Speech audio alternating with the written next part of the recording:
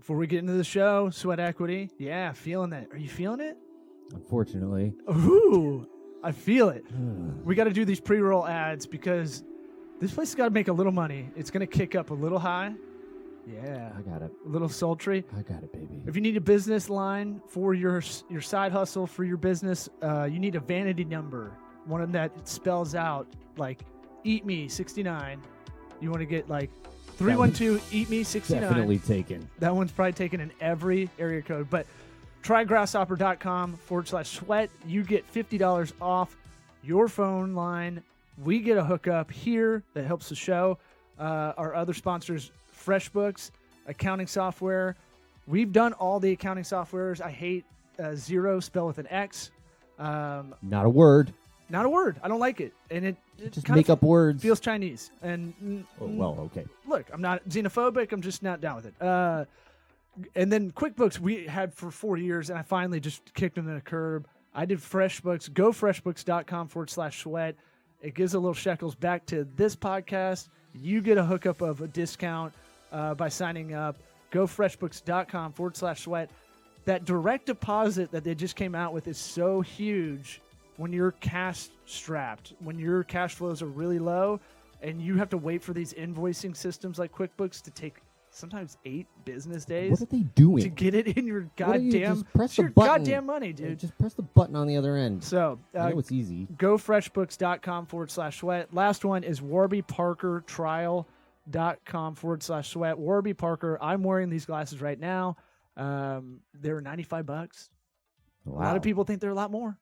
They're not prescription though. They are. Oh. They are What prescription. happened? I thought you were Eagle Eye Jones. I wear them to look smart in meetings, Okay. mostly. But I do have a starbursty effect with lights that I don't like. That prescription takes it out. One eye's 2020, one eye's 2015. How they got corrected was by my prescription glasses. Oh. Did you know that? No. Kinda I thought like, that. Okay. Kind of like a retainer for your teeth. See, I thought if you took your glasses off, your eyes would get stronger. I don't know how this works. See, this is what my eye doctor told me. warbyparkertrial.com /sweat, like Key Sweat, the R&B champ of the 90s. Mhm. And lastly, we're in Creative Loafing's Best of the Bay. If anybody is in the Tampa Bay area, it is the alternative newspaper. Eric's in for Best Up-and-Coming Radio Personality. That's me. This podcast is up for Best Podcast. The studio, Sweat Lodge Studio, is up for Best Recording Studio. Our guest, Serena Fezan. Yay! You got her right. That's how I brought you in. See, real slick like. Love it. What and your Best TV Personality? Yes, I'm so flattered. I'm up Very for exciting. Best Comedian, which would be really funny because I've not been on stage more 'Cause you're than not 40 funny? times. That too. I want to win it just to piss off a lot of comedians. Guys, I'm so proud of you. We haven't you. done anything really. Oh my gosh. I mean, I was going to surprise you on the air by telling you I saw all your nominations, but We're you 3 didn't steps do ahead. much. Trust me, we knew. Oh yeah, we've got Google alerts on everything. Yeah. Hey, let me start this show real quick. We'll start it, but What about my sweat equity? Do it. Sweat equity. Sweat equity. My sweat equity. My sweat equity.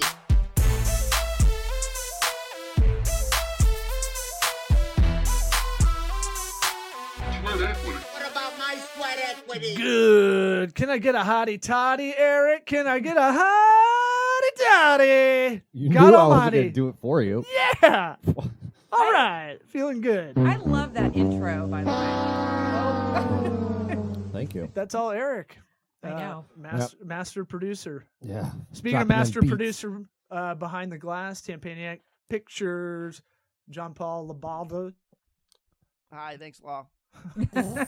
Wow. All right. He knew he came in quick. Great job. Yeah, he knew it was coming The up. best ever. So what's going on? And you were just on HLN the other night. Yes, Yeah. I was just on HLN, Vengeance, Killer Neighbors. Okay. And it's about the George Trapella case. I don't know if you guys remember that, but it happened in Polk County.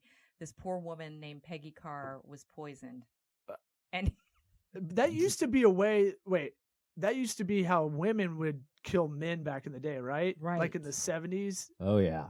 they would do the slow poison. Grind up a little Mhm. glass in their food. That's how little you're bits going, every bro. day. Do Stomach hurts. So, you guys like those kind of shows?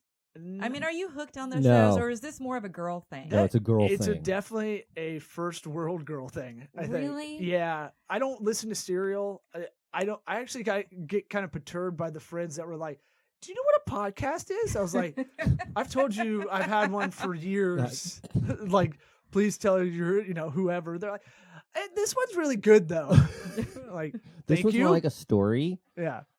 So Serial, there's like My Favorite Murder, which there's 2 comedians that do that. There's a bunch of them out there. The serial killer shows are crazy. I don't get it. I don't really get reality shows where the women like are beating the shit out of each other the whole episode.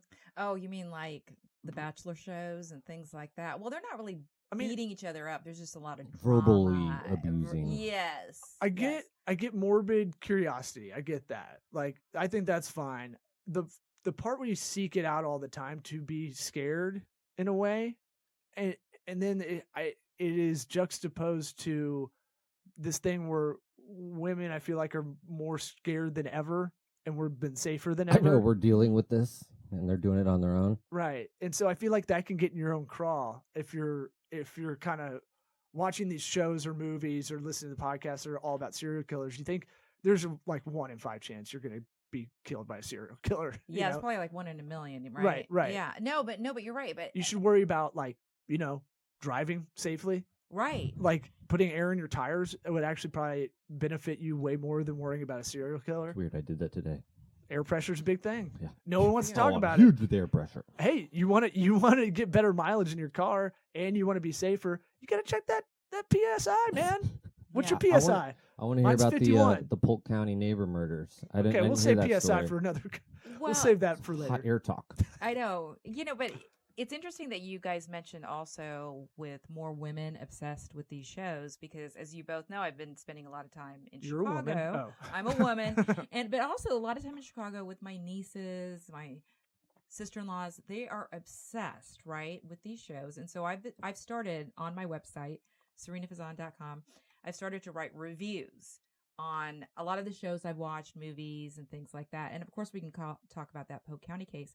But the movie that I recently watched was the one about Ted Bundy. Uh-huh. Have you guys seen that one yet, by any chance? With Zac Efron. I watched it on started mute to. for Zac Efron. Oh, you did, yeah. But that's you a know. different thing. Well, that one, I have to say, maybe that drew me in a little bit Well, at first. yeah. But, He's dreamy. Yeah, he's dreamy. But okay, so I was obsessed about finding out more about Rose Bundy. Ted Bundy fathered a child. Her name is Rose Bundy, Uh-huh. and she's out there somewhere. She's supposed to be around 37 years old, and the question is, She's where is single? Rose Bundy? Would you go into hiding too if you were her? Would I date her? Yeah. Yeah. I'd change my last name. Yeah. For sure. I'm Yeah. sure she probably has. I'd But- live in Costa Rica or Oh. something. That's why you can't find her. Okay. Right. I commend, though, her mother, who had a relationship with Ted Bundy, for hiding her, though, because I don't know. I was just going back to the whole female thing, obsessed with this. Yeah, I couldn't sleep. I was up until like 3 or 4 in the morning researching it. I think it's a good indication. The women that really like this, I think it's a good indication that we want to create our own little kind of drama in a way Mhm. that we don't have enough going on. I don't feel They like got it too easy. I don't feel like a lot of people in the hood are like really into serial Right. killer shit. Yeah. Like, I mean- I'm scared of getting shot for real. Right, because you're worried about it like legit every day. Yeah. And so I feel like when we get too nerfed out, like on our own, we'll seek these things out, right? Right. Yeah. I think humans do that in general. If it's not shows like that, they're going to do whatever to push themselves, get that little, I don't know, that little edge, that buzz, get your adrenaline going somehow. I feel keyboard soft, so I was like, I'm gonna try to, and also I want to pick up something that I suck at and see if I can get good at it. So I'm trying to do archery to get to bow hunting legit at one point. This is the years away for me actually doing it, like where you go out and have to like be in really good shape to like, If you actually kill something, you got to carry it back. you got to do that Just leave too. it there. You gotta gut it. You got to do all this shit. And so I'm not a hunter at all, but I'm like, I think that that's kind of a clear example because I'm in here all day in AC Mhm. all day, and then we were talking about right before we got on the mic, we create that with maybe fitness a lot of the time, like trying to push yourself to the physical limits that way, because we're not doing labor all day a lot of the time. We're doing a lot of digital stuff, so it's kind of like you got to find these kind of things to offset it.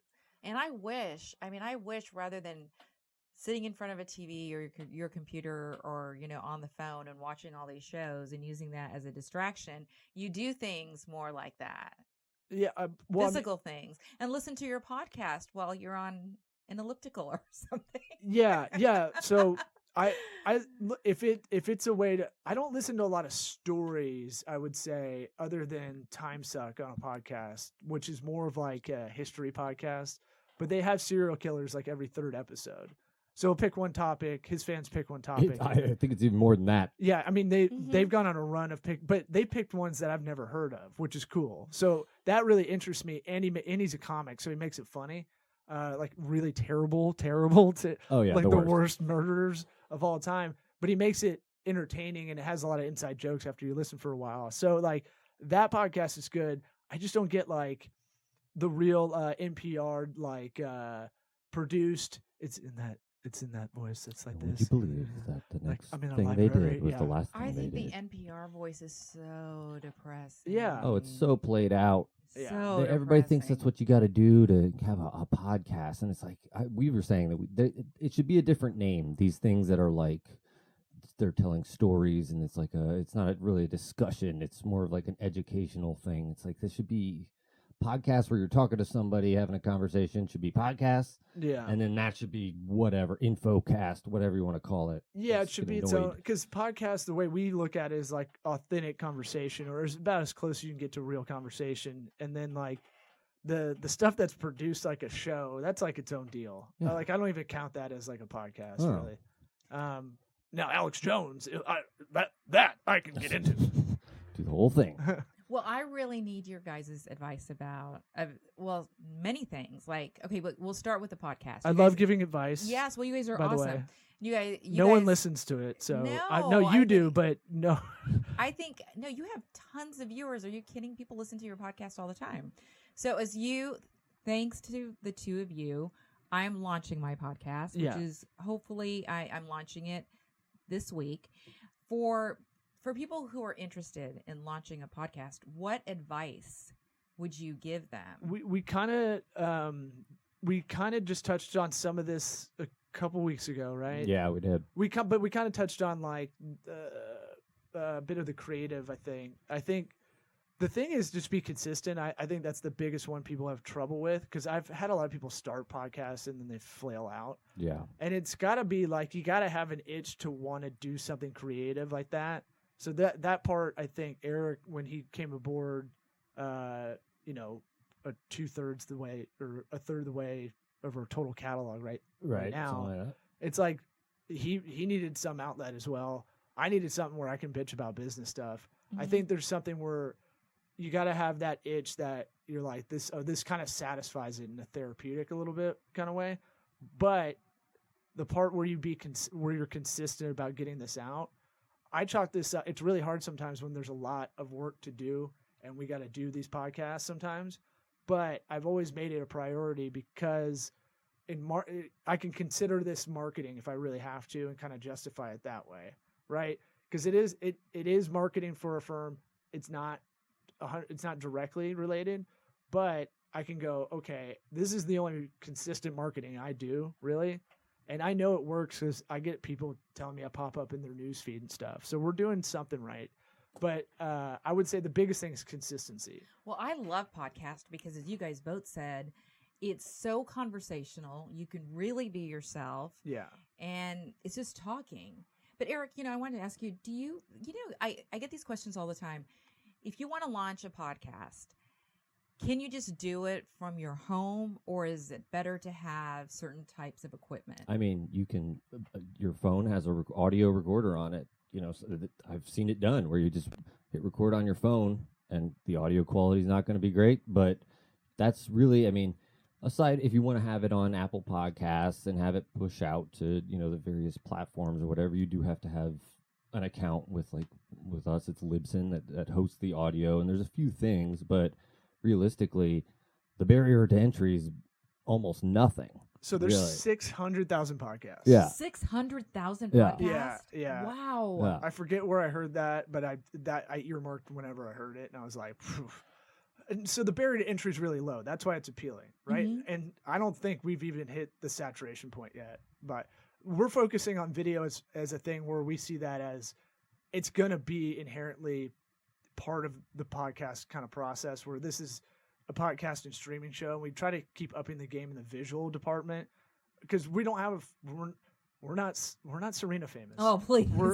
We don't have that following. You guys are too We- sweet. But a lot of comedian buddies of mine have that following, and so they can record it. They can record on Anchor on their phone. Yeah. If you've ever heard of Anchor, it's an app that it'll push it out for you, like Libsyn we use for a website host, or a audio host.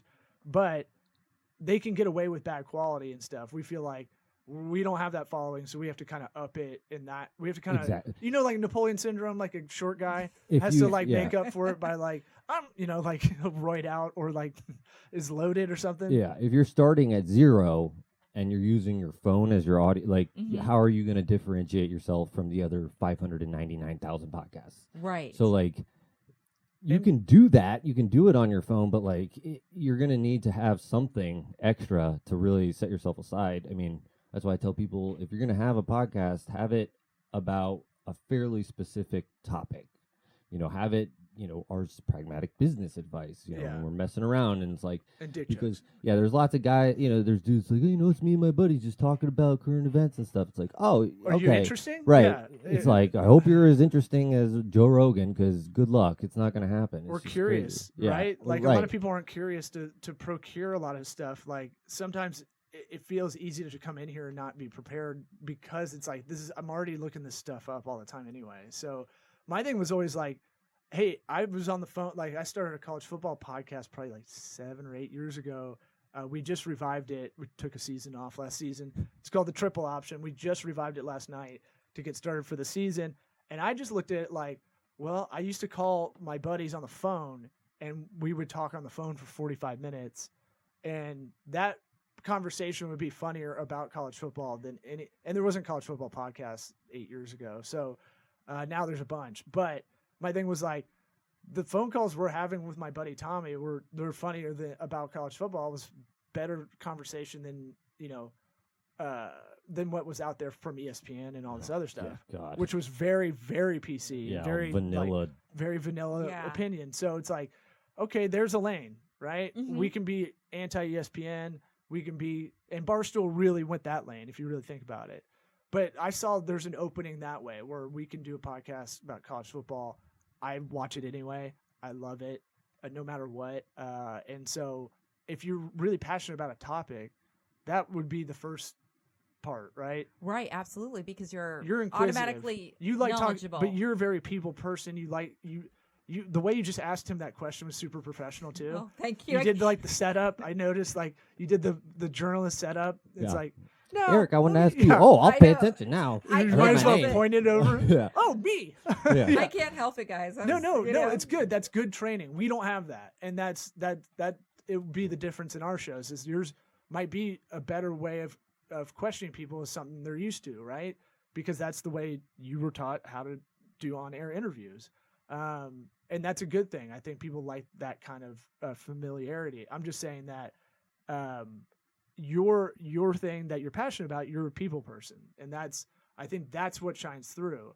I think passion shines through on podcasts or just anybody you gravitate towards, right? The YouTube channels, for instance, like what's the big deal with Logan Paul, right? Mhm, He's just a 24-year-old kid, but he's super passionate about anything he's doing. I heard him on Dude. an interview and I was like, wow, that guy's really intense. And he's smart, but I mean like, Bro, my kids watch like Minecraft, a guy playing Minecraft, and all he does, he just says everything really passionately. Right. Oh, I'm gonna put this block here. I'm like, do you guys see what this is? He's not good. right. Like he's not good at what he's doing. He's just saying it with 110%. And Avery just like, whatever, I don't care. Shut up. Right. Stop talking. Why is Alex Jones interesting? Right. Because he looks like he actually believes the shit he's throwing out there. Uh-huh. Yeah. And most of it he does believe. I mean, most of it he thinks is the truth. So if not all of it, but his passion is entertaining. What's the worst thing if you went to a comedy club to see a comedian? Oh, he's pretty vanilla. Yeah, Didn't have any mailing it opinions, in. Yeah. right? So it's kind of like, there's a need to fulfill conversation that maybe people aren't having anymore. I think about that a lot too. When I was kind of holing up on my own a lot, the previous couple of years, I would kind of listen to way more podcasts because I was like, oh, I'm doing this so I don't have to think about my own shit These going are on. my podcast friends. Right. They love me. You do think you have like a weird intimate relationship because it's in your earbuds. Yeah. Right. And it's consistent. Most Well, people listen on their phone. Most Mhm. people, 60% of podcasts are listened to through iTunes. So we got to make sure you're hooked up on Apple Podcasts and iTunes. I heard that She stat is. the other day. I know. I'm just making sure. It's fine. Just making sure. But that just shows you kind of there's 600,000 podcasts, and then 60% of them, of all of them listened to are through that app. So they're the dominant one. I So- kind of compared it to WordPress if you do a website.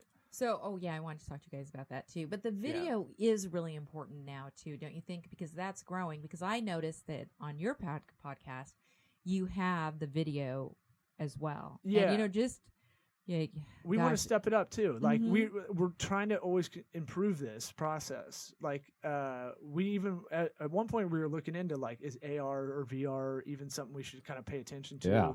'Cause- Nah, that's too crazy right now. yeah, I mean The amount of the price- processing power you need to make it happen is crazy. the price point needs to come down on that tech for us to kind of be able to do it. But it is interesting to keep our eye on it and go, okay, when is that point? Maybe we can be first movers on that.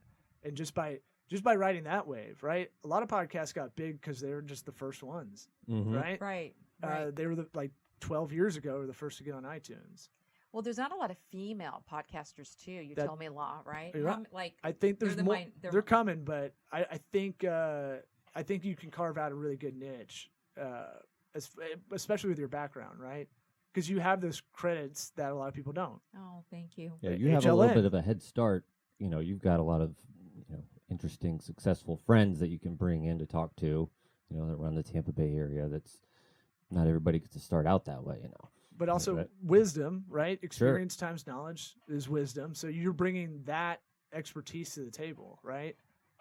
I mean, that's I'm very flattered that you guys say that, but I do. I mean, I have interviewed. I saw her kick a kitten before we started, guys. So don't think a she's warm that up. great. She's not that great. I have had a fascinating career so far. I do feel that, I've just interviewed so many amazing people, Right. and I love asking questions. And I do think you're right. I am such a people person. I mean, it doesn't matter who you are.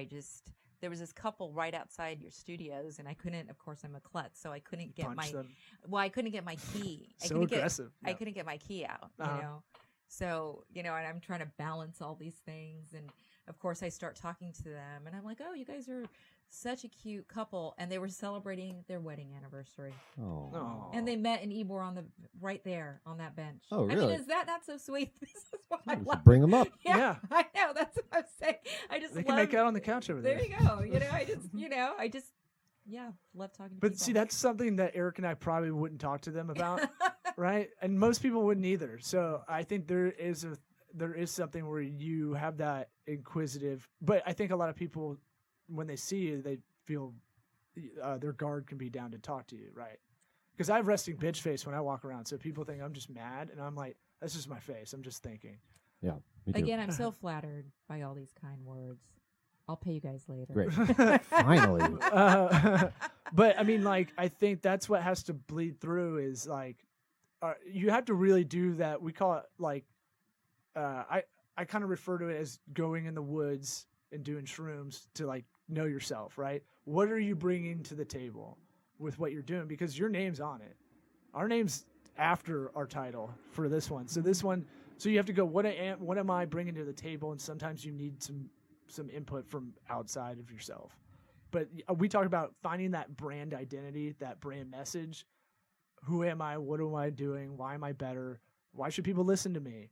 And asking those questions out loud sometimes actually It's like helps. the Asher Strategies personality thing we took. Ooh, It's yeah. it tells you exactly this is what you're good at. This is what you should be focusing on, and that's hard to do to know yourself and your strengths. So if because- anybody wants, so that's a good pragmatic advice for this episode is if you do want to know who you are in the workplace, as far as your personality type, we brought it up a bunch, but the Asher strategies, it's called the APQ. It'll tell you, it'll give you a score according to, this one was the sales oriented one, I believe, but kind of sales, executive, and administrative. It'll tell you. Yeah, I don't remember that part, but It's called APQ. It's like an online survey, or it's Advanced Personality Questionnaire. Oh, and so like they'll ask you like vocabulary questions, and you're like, which one's the most right? And it'll give you 5 answers, and you're like, how does vocabulary? Yeah. Oh, all these can be right, but which one do I think is right? I think Yeah, it's not a lot of right and wrong answers. It's more of a trying to figure out how how would you answer it, and then they put it all into a big pile and they spit out a score. So like we did it. Both Eric and I didn't want to believe the results because we're kind of counterculture, knee jerk reaction to a lot of stuff. So if someone's like, "Hey, this is the new thing coming out," it's like, that sucks. Whatever. So when we got the results, we were like, "This thing doesn't know me at all, man." And then the further we got away from that test, it is like 100% accurate. really? So And we don't know how. It's only 80 questions. It's $150. We didn't, and that was money we didn't want to pay. Didn't really have to put into this, but we had someone who wanted to buy this podcast out and make it a network, buy the name, buy us, put us on salary, all that stuff. And he suggested it to us, and we're like, well, he hasn't been wrong from the stuff he told us throughout that whole process as far as kind of a mentorship. And so we're like, we should take it. So we took it, and it was like, this thing doesn't know me. It wasn't that I was disappointed. I was just You were disappointed. I was disappointed that I didn't get a more like distinct thing because there's like a quadrant, and it was like, oh, you might fall into this quadrant where you're more of this and that, and I was like dead center where it's like you're just nothing. You just like you do all you can be everything and nothing. It was an ego and empathy chart, right? Yeah. And so if you have a lot of ego, no empathy, you're like a Fortune 100 CEO, right? Those guys don't give a shit about anybody. wow. So it basically determines what career would suit you best, or what position would suit you Yeah. best. So it'll be like So basically, I was like, I "You'd be a can good bring it teacher," up. is what it said. I Oh. would be a good teacher. and he would is a be good the teacher. number one thing. He has patience to be able to do it, and I can attest to that, though. I mean, you really, really Thank you. do. You really do. Thank you. Law, what about you? What did it say with you? my number one job title was dynamic CEO because my empathy and ego scores were like in 80 out of 100 each, and so you need kind of that. You have to have enough ego to kind of go. I feel like this is the right decision, but too much is bad. And then empathy, you need to be able to understand your audience or your target audience and the people you're working with and all that stuff to know when you're fucking up, or know when, without having that kind of know when the problems are going to arise without them actually explicitly being out there. Well, I totally agree with it, with your assessment too, because you're the one that gave me the chance, pushed me into this, and you follow through. Well, I'm not good on that at all times, but it's something that when you came in here, it was like, I empathize with your situation where you're coming in. You're like, I need to make a career move. I won't go into detail why or how you got here, but I was just like, well, look, you can do shit on your own. The thing we talk about too is like, you want to start a podcast, you want to do anything, you can kind of YouTube your way through a lot of it. You just have to. Anything in life now. The thing I have It is crazy. The It's thing I right? do have patience with is being able to sit down and like rip through YouTube videos and go, okay, I'm going to figure out how to do this. Yeah. I wish I had the patience for that. Honestly, you would think. I guess I'm such a researcher though, so I read everything. But it's so much That's easier to fine. watch it. I'm like though. that too. I don't like to have to watch a video, and I like to be able to read at my Mm-hmm. own speed and skip the stuff I don't want to, and that sort of thing. I'm with you there. So one thing it told me, I was more ops oriented than I am marketing oriented. And the score, it was like the score for dynamic CEO was like 88. And then for ops, it was like 83. And then marketing was like 81. And so that makes sense to me if you really think about it. The further we got away from it, digital marketing is mostly ops. It's mostly scheduling. It's mostly automating. It's mostly planning. It really isn't the Mad Men days of like, you're not doing a lot of Yeah, creative. laying on the couch, throwing a football in the air, see if you come up with ideas. We can do the creative, but we could both do the math side as we were doing it. So it was like, to me, that was like, yeah, it's not Don Draper, going, this is Mojave Airlines or whatever. Yeah. Mohawk? Mohawk, yeah, that's it. And so I felt like I am more ops oriented, and that was kind of one of those things that taught me about myself that I didn't kind of realize. So would you guys say it was worth $150? Oh yeah, for sure. Yeah, in retrospect, I think it was. We're still talking about it. I want to Right. kind This of was like 3 Right. years ago, too. Yeah, it was November. I have it right here. It was November 30th, 2017. So yeah, I mean, 2 years ago. it was Yeah. so like it'll tell you we're sales farmers, we're not sales hunters, or account farmers, not account hunters. That makes sense. We don't like doing hardcore sales. He's got a buddy that you meet him and you're like, that guy's a salesman, but not in a bad way. You're just like, I would buy whatever this Right. guy's putting down. But we couldn't do car sales. We'd hate ourselves for doing it. Yeah. But the relationships for that, we can do the long-term relationship building with people, which is kind of what we've been doing here. So we're farmers, not hunters. How long have you guys had your podcast, the Sweat Equity This podcast? one, 3 years. I don't know, something like I that. think it goes back to 2015, late 2015, maybe. We may have done it right when I I don't started remember. this firm. I can't remember because we did it once a week, and then now we've got it twice a week. So the episode, I can't do the math, but Yeah, I don't remember, but it's, and about 3 years. We were talking about booking guests is kind of the biggest pain in the ass. If we're Mhm. kind of bringing it all into like advice for a podcast, booking guests can be the hardest part. Yeah, scheduling.